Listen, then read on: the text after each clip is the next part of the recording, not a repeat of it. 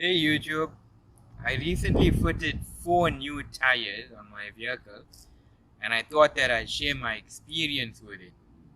The OEM tires were Dunlop's SP 2050 Sport, which were made in Japan. They were quite nice in terms of cornering and mileage. They lasted about 80,000 kilometers. I then replaced it with the Dunlop's Max 050 Plus, made in South Africa, and they lasted just over 40,000 kilometers over a period of 3 years. I didn't rotate them in time, and then they ended up wearing out unevenly like this, yeah, and then they required to be changed. Both the Dunlops did not have very good wet grip. Because I do mostly long distance driving across maybe 4 provinces at times, you can encounter any type of weather, and if you're in wet weather you want to have good. So this time I said let me try another premium brand, and my choice was reduced to either the Pirelli or a Goodyear. I settled for the Pirellis because I got a good deal for all 4 tires. When selecting tires, I look for mileage, cornering stability, and especially wet grip.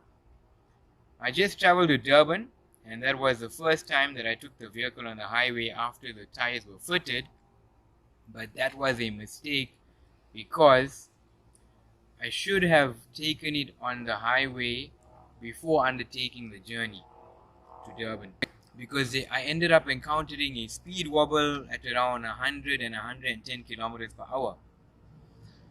I had to have it resolved in Durban, where I took it to a shop that has a very sophisticated wheel balancer.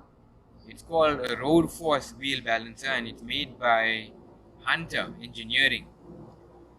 It's more expensive, but after I fitted the new tire, 4 new tires, I was rationalizing that it can't be because of something, an underlying issue on my suspension.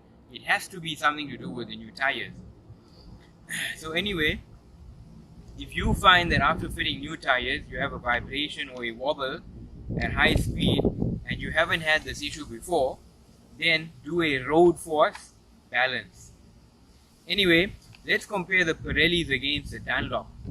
The Pirelli Cinturato P7 is a touring tire offering good grip and long mileage. It's not as sharp as the Dunlops as far as cornering, but it's more stable during wet weather. It's also a more comfortable tire than the Dunlops. The Dunlops were high performance sporty bias tires, whereas the Pirellis are more touring bias. Overall, I think that it's a better tire for a family vehicle.